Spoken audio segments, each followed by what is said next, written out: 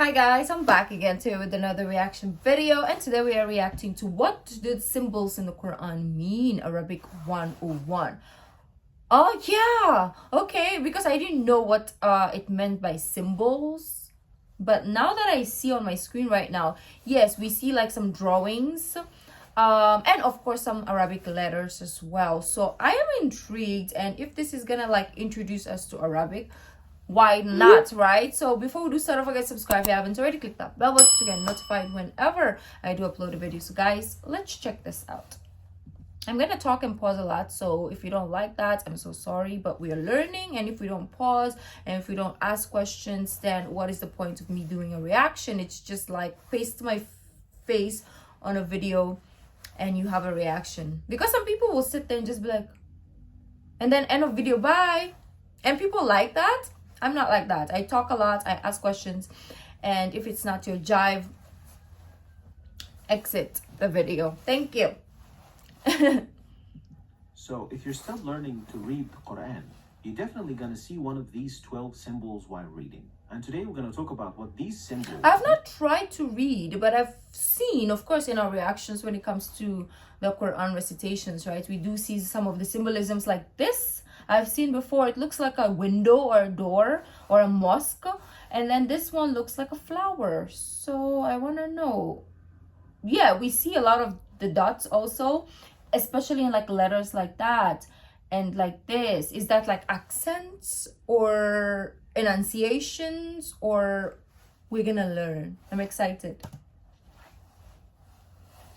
Oh, first one, excuse me. these 12 symbols while reading. And today we're going to talk about what these symbols mean and how we can deal with them while reading. We're going to start with the first one, and it's a symbol that looks like meme, and it means you must stop while reading, otherwise the meaning of the ayah or the verse will change. So in this example, Oh, I was thinking when they stop, it is because it felt like they should. So that's like a period, right? I was thinking the reciter just stops because they felt like they needed to. Whoa, this is interesting. So now that we do reactions, we will understand now. This is actually a very important video, actually. Before like continuing with our reactions to the Quran, it's important to know this. I love it. I love it. You stop at the symbol by reading إنما يستجيب الذين يسمعون والموتى يبعثهم الله ثم إليه يرجعون. So we have to stop at the symbol of meme. Next is the symbol of la, and it is the exact opposite, which means you can't stop. Like in this example. ما أنفقوا منا ولا أذى لهم أجرهم عند ربهم. So you can't stop here. Why didn't I know this before? Especially you can't start reading from after the sign. The three dotted symbol. You can't stop. You can't start reading after the sign. So, oh, you cannot start there. Also, oh, let's go back. ربهم. So you can't stop here, and especially you can't start reading from after the sign. You can? The three dotted symbol, and especially you can't start reading from after the sign. You can. The three dotted symbol means you can't stop at either of them, but you have to stop at one and not the other. Huh? So in the second ayah of Surah Al-Baqarah, you are allowed to stop at the first one by reading ذلك الكتاب لا ريب فيه هدى للمتقين, or by stopping at the second one by reading ذلك الكتاب لا ريب فيه هدى للمتقين. Next is the symbol. Whoa, I'm so, I can't even speak English anymore. I'm just so mind blown right now. Like, huh.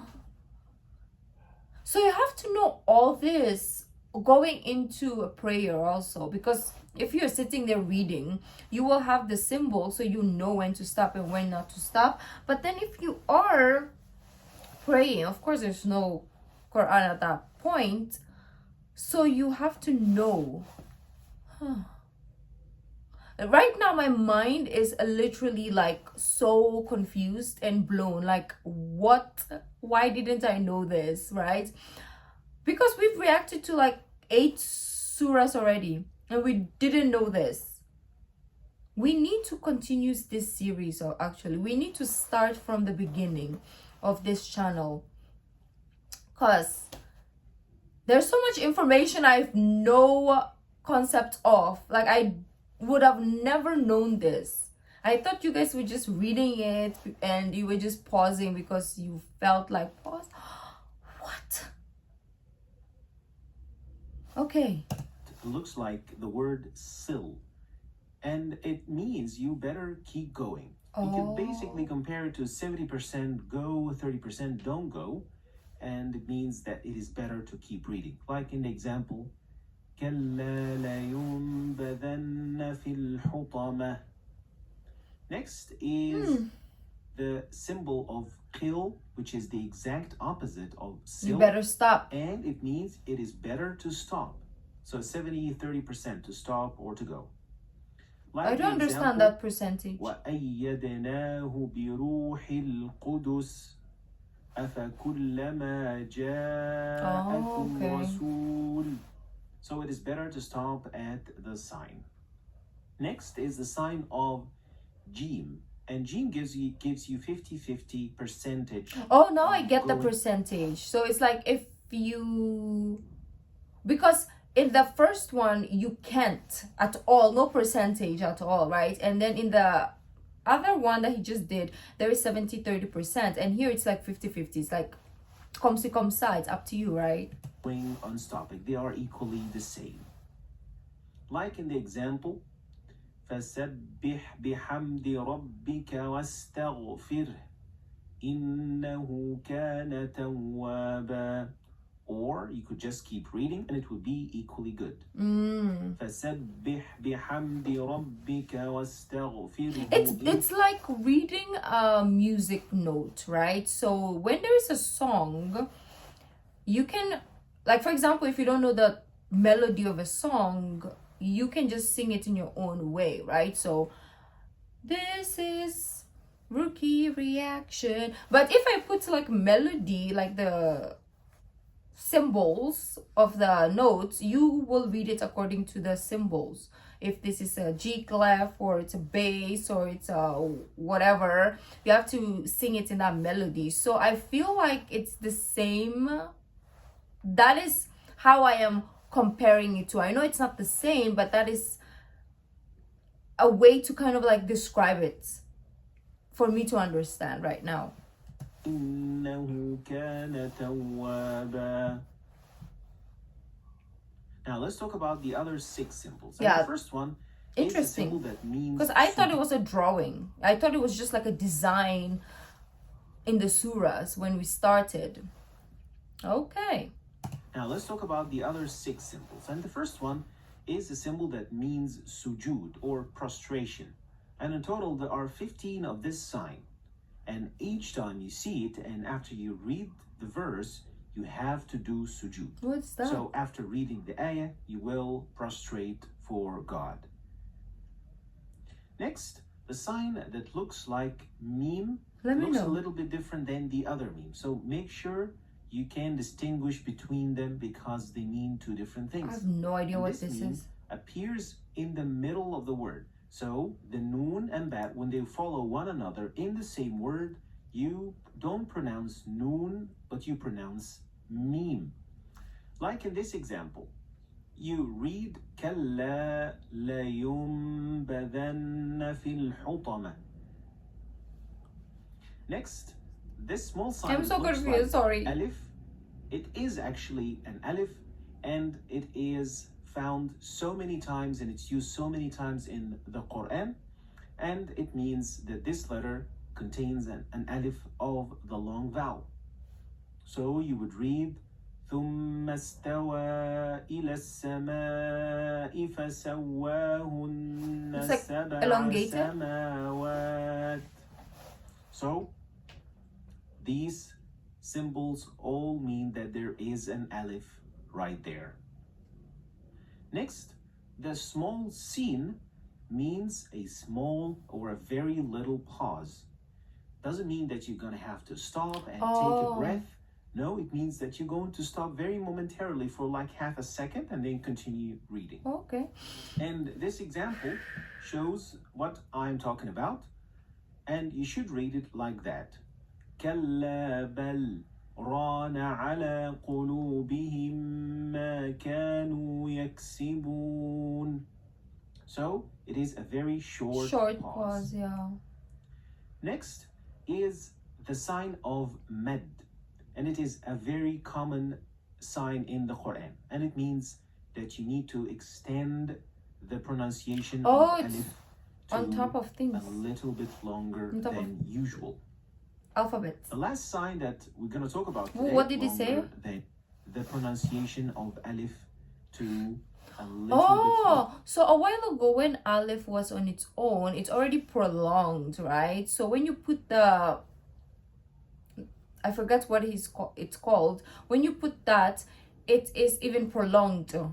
So alif is like so if you put that, it's oh gosh. Okay, so you extend it even more if it is on top of a symbol, a letter.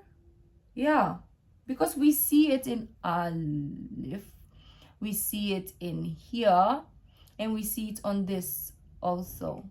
Longer than usual. It's kind of like a comma. The last sign that we're going to talk about today is the sign of the end of the quarter of the chapter, or juz.